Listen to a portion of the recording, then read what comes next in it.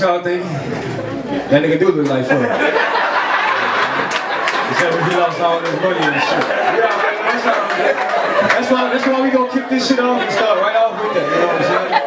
Like I ain't lived my whole fucking life without looking at somebody. That nigga owe me a check though, cause I go through some shit behind that shit, man. Life stopped being regular. The shit happened, you know what I'm saying, from a bad haircut. I went to some country ass place, Lake Charles and shit. I said, hey son, hit me with the ball fade, cause I was receiving this shit. I had lost all my shit, check. I was holding on. You know how niggas start getting them cuts when it's going, but you trying to get it, you know what I'm saying? So I said, hey son, let me get the ball fade, you know what I'm saying? And you can feel when somebody fucking your head up as they're doing it. I'm like, maybe it's some country shit I don't know about. You know what I'm saying? So I'm like, ah, he fucking. So as he doing it, I look up, baller like X from cradle to the grave. I'm like, fuck. You know what I'm saying? So then, you know, hence this start this flow and shit. I'm sitting down eating and shit. You know what I'm saying? Dude just come out with a motherfucking camera. Oh shit! Oh shit!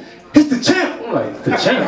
This nigga, you know what I'm saying? I'm like, country motherfucker at it again. So every day after that, somebody reminds me that I look like this nigga. So I need some residuals, you know what I'm saying? I had a retail job before I started doing comedy and shit. You know what I'm saying? I worked at an auto parts store. Motherfucker come in that bitch and look.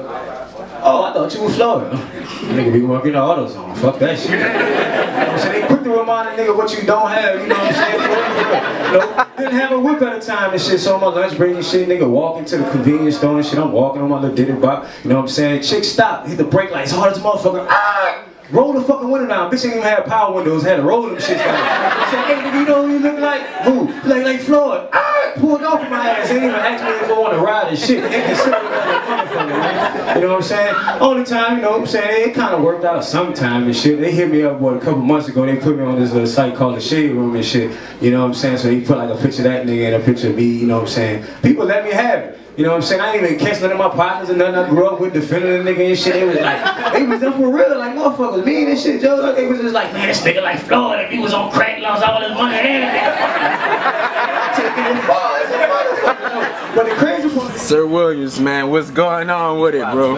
Sir Williams, that's I give, Sir you give, Johnny give, whatever you want to call it, man. Definitely, man. Now, before we get this interview started, I definitely want to tell you, man, that was my first time seeing you in action, man. Great show, bro. Appreciate it, my brother.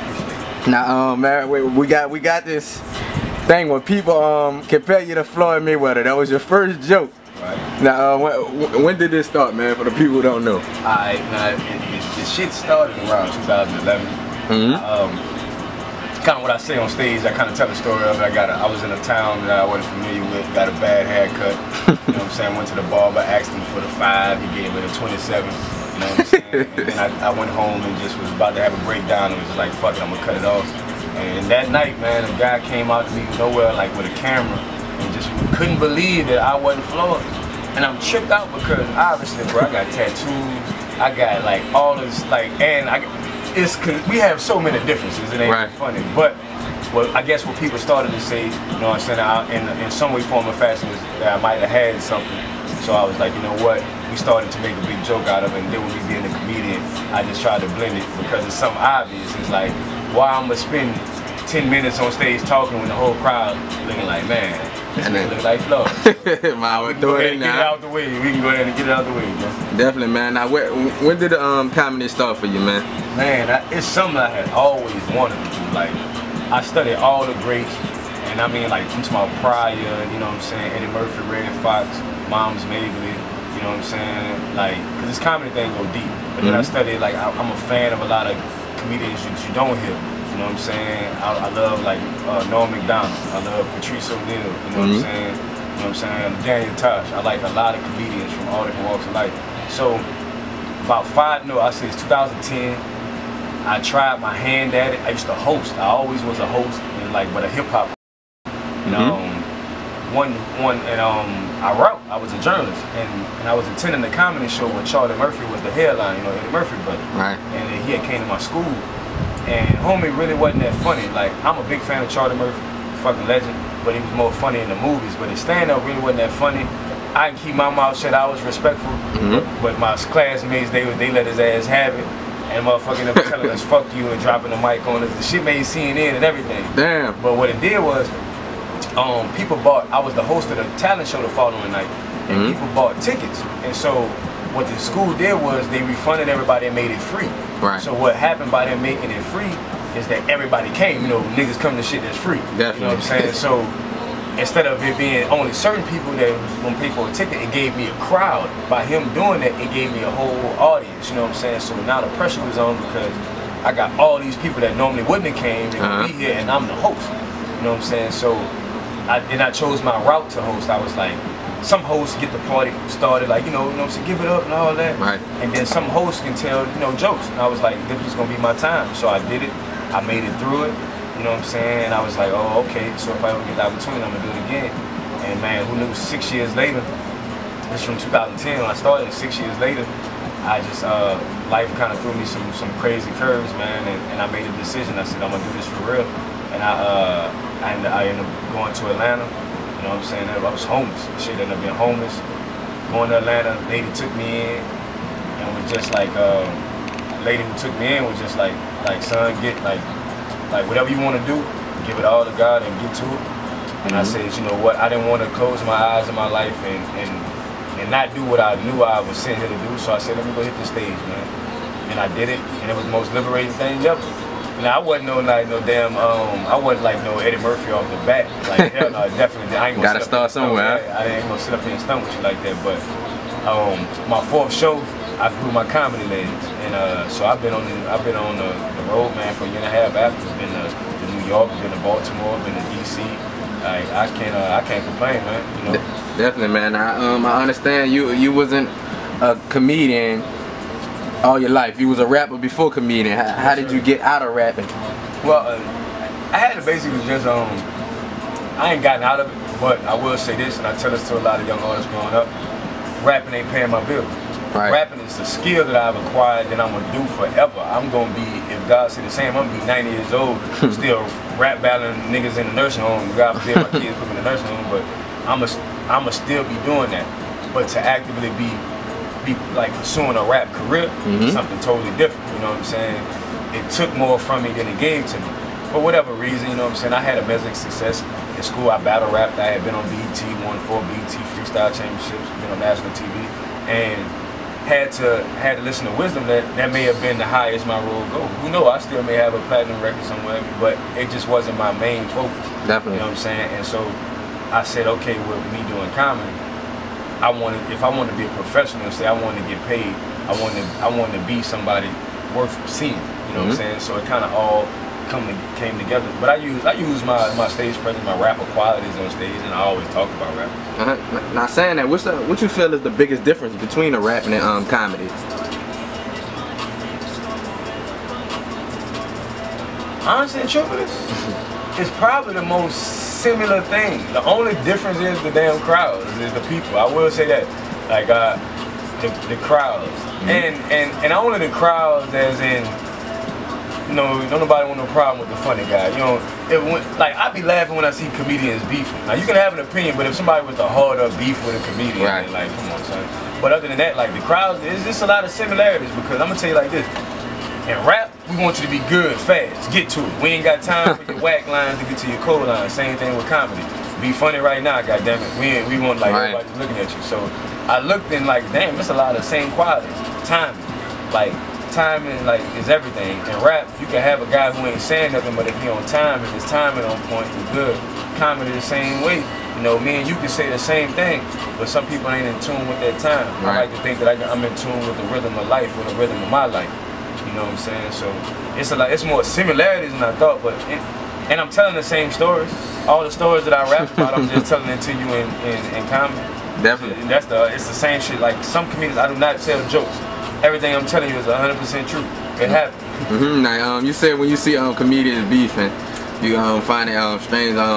When you have a showcase, is it competition with the other comedians that you wanna act with?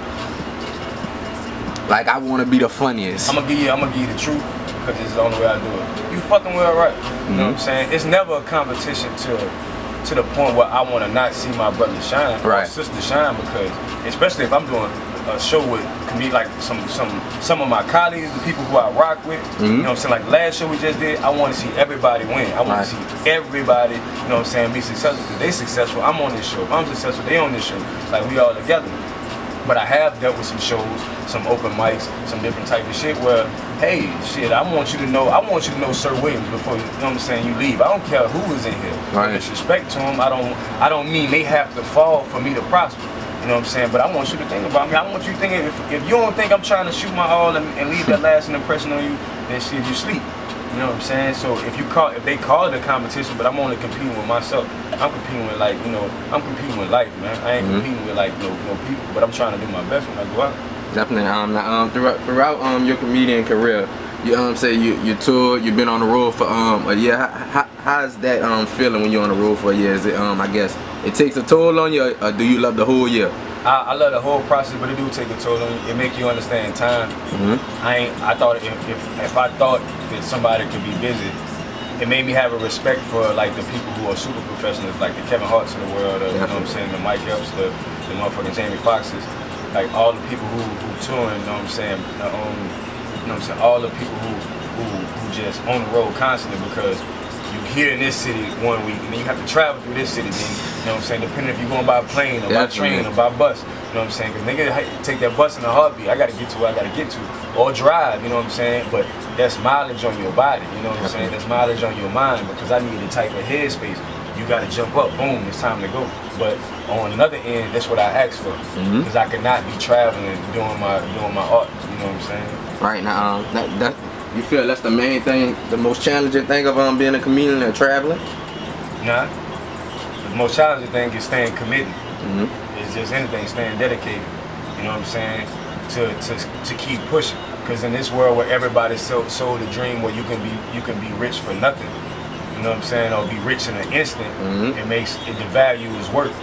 You know what I'm saying? So all I'm doing is transferring the work. I work my ass off in whatever I was doing. I'm just transferring the medium. And this particular medium is working. So I feel that the challenging part is to stay. Because real talk, my manager, shout out to Ms. Dawn.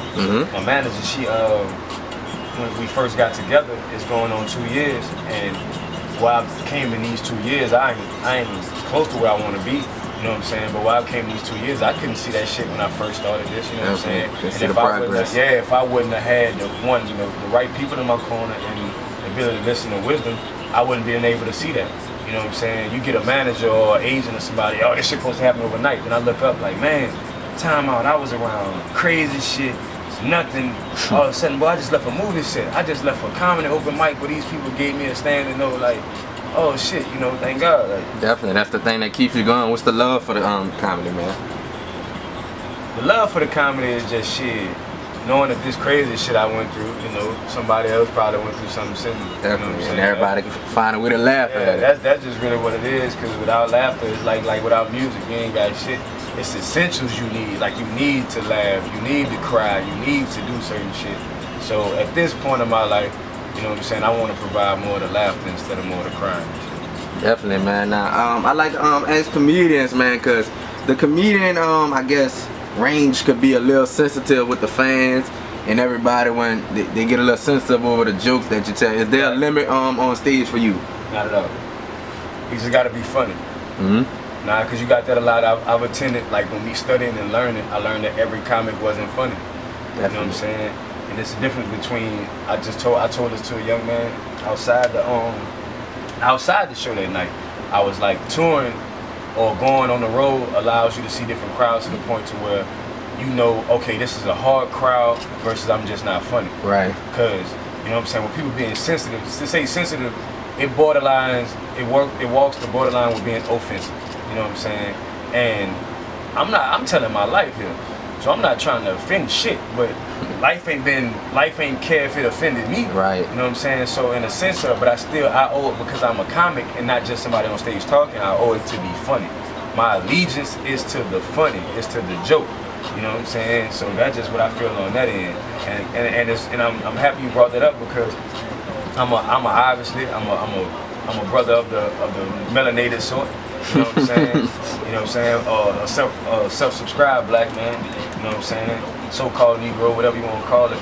And I mean, like a comic that has a redneck genre or a different type. I like white comics, Asian comics. I like, it's about the funny. It's about that. You know what I'm saying? Because I'm me. And I got my start at what you call almost. It's a mixed club. You wouldn't say it's, but it's it's a predominantly Caucasian area. Definitely. You know what I'm saying? And I experienced some blowback. Shit, just being honest, dealing with like some of the black community and dealing with that. They was like, oh, they tried to typecast me when I told them I was going to the white club almost. Not knowing that I'm from a city, boy, we chocolate city, boy. So I've been making niggas laugh since I was a kid. Like, you tripping in this city, nigga don't have to tell you nothing. You know what I'm saying? That's why I love New Orleans. New Orleans gonna give it to you raw. Definitely. Now, you feel, I guess, you feel New Orleans have enough, I guess, comedy clubs and resources for comedies that, I guess, expand outside of Louisiana? No, but we don't have clubs and resources. We have venues but I will say this, some of those venues and good venues, they allow us to book and allow different people to book things. But the onus has to be on an individual. Somebody has to be the first one to say, hey, this is a comedy club. Because going around these areas, some are bar and grill, some are different types of venues, but some of these places are strictly comedy clubs. So somebody has to jump out on that ledge and actually put that. It can't be Joe's on Saturdays and then the comedy club on what you call it. If you're gonna have a comedy club, it's gonna be a comedy club 7 days a week. But that takes a hellified person. That takes somebody that has the ability to maybe lose money, because when you're a trailblazer, it ain't gonna happen overnight. But we have enough talent here. Like, the talent here, the sauce is here, man. Definitely. I always like to ask that question, man. Does New Orleans have the talent? Why you feel it hasn't been a big comic that blew out of New Orleans yet? Well, it has been. It has been a lot of people. A lot of people you find out, and I ain't gonna say no names and expose nobody. But when you do your research, you find a lot of people got roots from Louisiana, roots from here.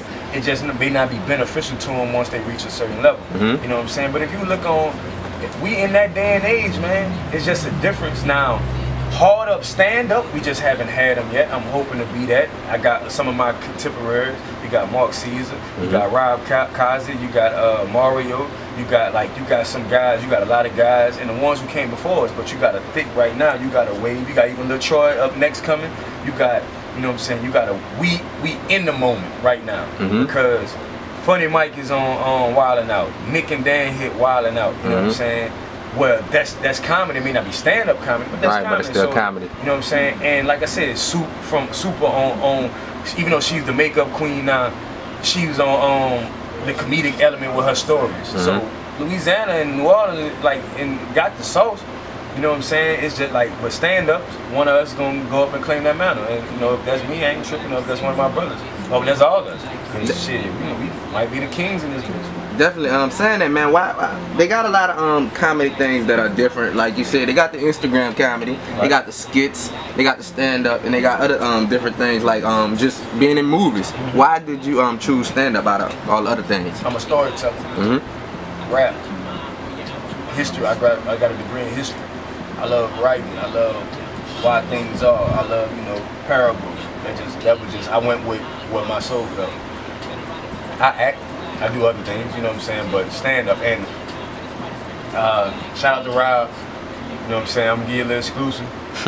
May work on something like coming, because I don't do that. And I tell a lot of my partners and contemporaries, and my audience, I don't do Instagram videos. I don't do, you know, YouTube videos. That just wasn't my niche. Like, if you find me, you gotta find me on the stage. And why my personal reasoning for that is, if you pay a ticket to see me, I owe you my all because you paid that ticket. Right. You know what I'm saying? Not knocking nobody, because first of all, like, those people are using that platform to get on to what people are paying them. It definitely helps. You know what I'm saying? You know, so that's just not your niche. Yeah, main one being Country Wayne. Country Wayne took what he was doing on Facebook into traveling and selling out shows. So I look at the format of what people doing and, you know, right on. So I just stuck to what I do. And I have a hook. They're like, oh, that's you know what I'm saying? That's only look like Floyd. You know you look like Floyd. But what's behind that? And then I give them something behind that. So. Now going on, man, I had an interview with Troy. You mentioned him. He told me since he's very young in his comedian career, I asked him what's the process of writing jokes. He said he really didn't prepare for his first show. Do you I guess write your skits out? And well, I write my material. You know what I'm saying? And because, like I said, it's on life, so I'm able to go to it. But you also have to have certain things about being on the fly, like the way the host introduced me. she led me into the Floyd thing. Definitely. That wasn't how I would start off. Right. But nobody can tell you that from how I ran it. You looked at straight playing. So, and that was just off the fly. You know what I'm saying? The part of it where I did the spoken words with the finger snaps, that was in my set. Yeah, the nasty. Yeah, that was in my set. But everything else, man, was that was how she led me right into it. I was like, well, shit, we're gonna go ahead and hit the elephant in the room.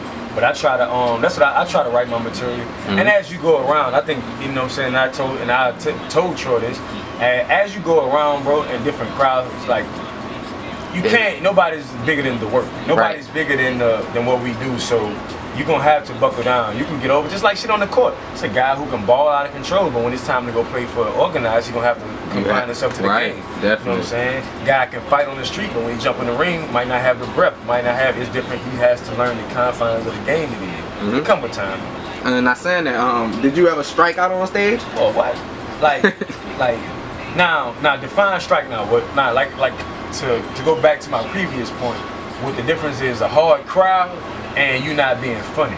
You know what I'm saying? And I guess I say sorry for cutting you off. No, you right. But I'm saying, like, you can strike out, but that's why I put it in those too, because those not being funny is striking out to me. Not getting no claps or like to a hard crowd, that's something different. You know what I'm saying? That may be in one person's perspective not being funny, but I know, like, I did some jokes. Case in point, I did some jokes in Waldorf, Maryland.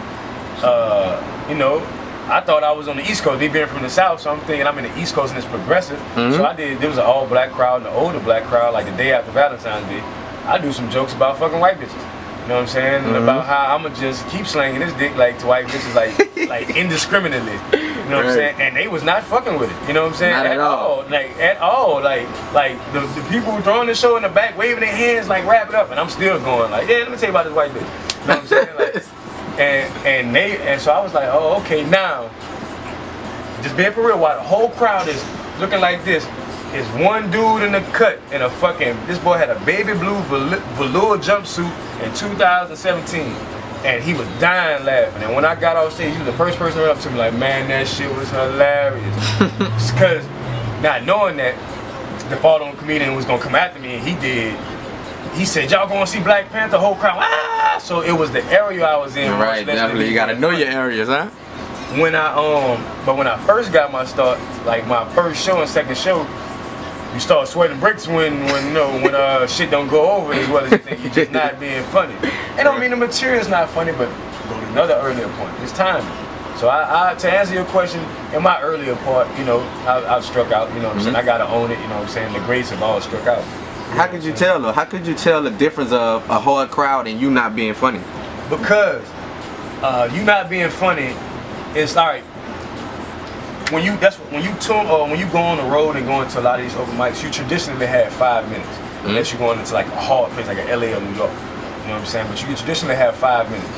And I love that 5-minute format because it's gonna feel like if you do good, it's gonna be the quickest nut you ever had. You can be like, damn, you be trying to explain it like you're gonna be talking about like a nigga who just got into the fight for the first time. Like, dude, like, man, you saw what I just did, so I did. I won or lost. You know what I'm saying? When you just got like, it's like that when you do good. And when you doing bad, long as hell. Oh my God. Oh my God. Imagine being in detention or being left out of school or held out of the bell for like 2 minutes extra. Or your job even trying to hold you 5 minutes extra. That's alone like, bitch, trying to hold that 5 minutes before you gotta get off. Right. You know what I'm saying? That's how it is. That shit is a slow death. You know what I'm saying? On stage. And a hard crowd is, it's gonna be somebody. If you scour in the crowd, there's gonna be somebody in there that's dying. Because we laugh because it's funny and we laugh because it's true. You know what I'm saying? So I learned that was the difference. When I saw homie in the jumpsuits laughing, I knew, I'm like, oh, okay, I was in the crowd. Versus when I was over here, I'm like, damn, I'm just not funny right now. Definitely, man. Do you feel, I guess, you say you're a storyteller, how do you bounce back from that, being on stage? You ever been booed? Nah. But how do you bounce back from no laughs? Well, I'm never gonna get well, I didn't just not get any laughs, but how you bounce back is you have to work through it. You gotta keep pushing, because you gotta keep pushing. You gonna watch LeBron lose the finals, but dude's still one of the greatest of all time. You know what I'm saying? But you gotta think about it, lost the finals, talked about him like a dog. Definitely. But then when he beat Golden State 3-1, you know, you on the mountaintop. You gotta push through shit. You know what I'm saying? Everybody ain't gonna be Mike, you know what I'm saying, in the finals. Everybody ain't gonna be Floyd. Everybody ain't gonna be undefeated. You know what I'm saying? But still a legacy. yeah, you know what I'm saying? And I put it to like this, like what an OG told me. You know what I'm saying? When two fighters fight, you know what I'm saying? Like two boxers, not two fighters, but two boxers. Because I don't in the UFC. When two boxers, like they both still champions. Like if they were ever champions and they lost, they still champions. He can have 2 losses, he can have 3, but they both are still champions. You know what I'm saying? You know, so that's just how it go. Or they both may have the belt and have a loss. They still champions. You know what I'm saying? So you just gotta push through. Right, man. With being a comedian, a lot of people don't just start. Does I guess the funniness come naturally just from when you are small, or do you have to develop it? Some things you got. Like I ain't gonna lie, I've been a dickhead since I was a kid. You know what I'm saying? Like I'm just being myself. Like for real. Like my grandmama just called me and told me, you know something wrong with your mind. I'm like, damn. Like out of the blue. Huh? I was like, damn, mama. Like what the fuck? Like you know what I'm saying? Like so. I've been a nut, but I will say this: you would have to know me to know that. You know what I'm saying? And me being on stage is me bringing it to the world. But you had to know me personally, because a lot of people when I first started doing it, it's like, man, hold up, he dude's super serious. You know what I'm saying? This old extra militant, you know what I'm saying, looking ass nigga, you know, bald head and shit, like, you know. So, but they don't know I'm really a nut, man. I'm not a play toy, but I'm funny. Like I love to laugh. Like who don't like to laugh? Not everybody, man. Now being influenced, who are some people who influenced you? You mentioned Richard Pryor earlier. Who are some I guess your top 5 comedians of all time? Stand up. Man, that's hard. Because it's gonna be people that maybe someone knows the comedy world. Put you on the spot. Yeah, man. Like off the dump, you got Richard Pryor. Off the dump. Oh shit. I gotta give Dan Tosh his credit. Because he contemporary, that's my dude I watch him.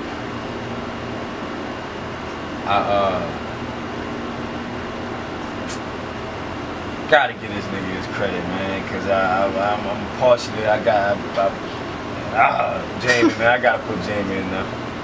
Because Jamie brought a different element to the game. And he brought a different element that is what I do that scene and all that. You know what I'm saying? Some guys try, but like, to do it on Jamie level, like, yeah, so I like Jamie, that'll be 3. You gotta see, I'm not saying Eddie because Eddie the king.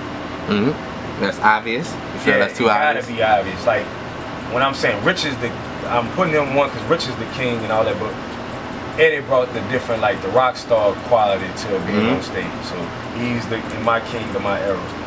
Mr. Richard Pryor, me going back and listening, he brought that honesty that this generation don't know shit about. That I bring, like, he brought it so raw, like, oh my God. Jamie for the entertainment quality and the whole spectrum. Dan Tosh for perspective. That dude, like, literally makes, like, fucking rape jokes funny. Because they hilarious. And like he got an interesting take, not on things, on perception and how we view ourselves. Norm MacDonald. So that'll be 5, you know what I'm saying? Because this is hard in the all time. You got, you know what I'm saying? That's just my favorite. I ain't gonna do all the time, but that's my favorite. Not saying that. Who you feel, I guess, is a comedian who doesn't get enough recognition, who you feel is just amazing, an underrated comedian? Oh shit, he dead. Patrice O'Neal. He dead, man. Rest in peace. But Patrice O'Neal was like, he was from that Def Jam era, and funny, if not funnier than all them dudes. Oh, Bernie in my top 5 too. He's a godfather. But yeah, Patrice O'Neal, man, y'all go check him out. Like, he was a goat. He was like literally a goat. Like, he died of like diabetes and shit, like complications earlier, like in his 40s, I want to say. Like, but he was like, I'm talking about like, I gotta listen to him to make sure I don't say the shit he say, cause that's a bigger. Cause comedians still like a motherfucker. That's one element. Hold up, like. That's one thing that I'm like happy God will protect me from, because my life's been so real. But like that's gonna get bad, man. If niggas try that stealing shit with me, like dudes sending writers in and all that shit. Like guys really take, you know what I'm saying, from other people. You know what I'm saying? No, and it's not a racial thing. It's just they take. You know what I'm saying? Like I was like a young man. I had to put his coattails to it. I'm like, he did a bit you know what I'm saying, at an open mic I was at, took the whole man shit, like the whole 5 minutes from Patrice. I'm like, bro, you ain't the only nigga that watch comedy, no. Like, you ain't the only nigga that do this shit. Like that's crazy. But he wouldn't be the only one, and that's where he probably got the notion to think that was cool, because they talk about it openly. You know what I'm saying? That you'll have a top comedian who has a team of writers who will send them in with open mics and a guy, because I've seen a lot of guys who try have some funny stuff, they just don't know how to get it across. The same way in rap. I know a guy who can write like a motherfucker, can't rap for shit. Definitely, it's about how you time it, how you put it in. I took pride in myself as a rapper. I have a team. I won't call them writers, but I got a team. Consultants. They're my dudes who, and consultants, that's a perfect word, man. Like, consultants who like, hey bro, we take this real life event, you remember when this happened, because they was around for this shit. Right. But they'll be like, yo, this how you format this, and I'm like, alright, I'll take it and run with it. And that's what it is, you know what I'm saying? Well, now, what did you see, situation for you? I know it's hard to imagine, but what did you see somebody, a big special, Netflix, big comedian, a fan of yours, have your, I guess your bit on one of these specials? I'm going at them, because that happened to me in rap before. The first time I ever heard a song of mine on the radio, I was passing through a town. Coming back from college, I was passing through a town on a Friday night at prime time hours during the fall. So this football game's going on Friday night. So I cut the radio on, and I hear this beat that I recognized. And I started to hear my ad-libs. I'm tripping, because I never got a call, never got a text, never got an email. And then I hear this what was my verse, I hear somebody else in that place. Then when it comes around to the hook, I'm like, I just know it ain't gonna be me, since my verse ain't on there, and it's me on the hook. And the first time I ever heard myself on radio at a proper time, not that 10 o'clock all this shit, or 11 o'clock, 3 in the morning, shit, nah. Prime time, I was on a prime time night, and nigga basically took me off the song and left my hook. So that when that happened to me, like, I don't even play them type of games, you know what I'm saying? If I catch the person, like it's gonna I'll pray for them, because I ain't going for that shit. How that situation ended up? Did you get in contact with the artist or something? Oh yeah. We had to come to an amicable agreement. You know what I'm saying? It's a past situation, so I ain't really gonna bring it up too much. You know what I'm saying? I'll tell you about it. It ain't for me to drag him, but I just let it be known that, hey, we gonna kill the song, you know what I'm saying, quick, before it go past where it's gonna go. You know what I'm saying? Ultimately, we all missed out on some money, because we could have, you'd have just let me know of better communication. We could have shot a video, did something major for the area that we was at, you know what I'm saying? But, you know, it is what it is. Definitely, man. Now, with all saying that, man, how far do you want to go with the comedy, man? What's the end goal for Sir Williams?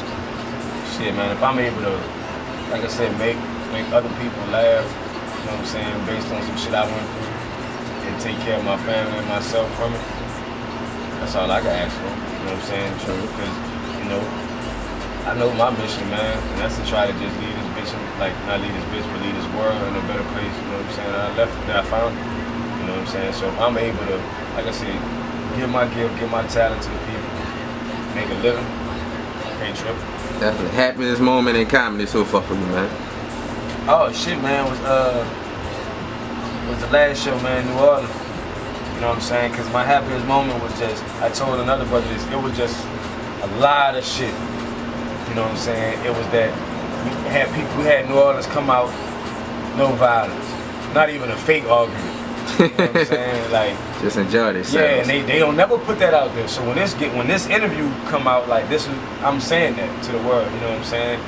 And like, that was me, like, to see all those comics be there, the people come out, the people be satisfied, other than the, you know, we just packed out, you know what I'm saying? And me to be in my city, man, and get love, and then other people, like, we all in our city, and the city came out and got love, like, and got love from being funny, my nigga, like, not got love from, like, you don't know me, they ain't know I was coming out, like, my people, I had my people in there, but, like, the majority of the crowd ain't know me, you know what I'm saying? I look totally different when I had hair. So when you see him, and it was legit, man, like I said, this city, you make the city laugh, you got something. Definitely, man. That was my proudest moment, man, the last show. And I'm on the road, I'm in Atlanta next week, I'm in Houston after that, you know, catch me, man. Definitely, man. Just let the people know your social media platforms where they can reach at for any shows, bookings. I'm an Instagram cat, you know what I'm saying? I got a Facebook, but I ain't telling you. I think I need to delete my Twitter somewhere for you find like all my old tweets Pictures, about my baby mama. I ain't got. Oh no, man. Oh no, I used to drag her fucking ass. You know what I'm saying? Look, that's how I lost all my fucking followers. I was strong on Twitter, bro. When I used to let her ass have it. I was like, you know what? That ain't the route to go, and I lost all my followers and shit. I guess I should need to crank that back up. Yeah. Anyway, now I'm at Base for Your Face, man. Like BASE, number 4, your face. You know what I'm saying? Like baseball, Base for Your Face. Definitely, man. Any last words or shout outs, man, for the people? You know what I'm saying? Just know you ain't living for yourself. You know what I'm saying? All things can be done through that ultimate source, that ultimate power. Just know that that's what's leading you. You know what I'm saying? And be good to somebody, man. Definitely, man. That's Sir Williams, the comedian, man. We on T Visuals. We out.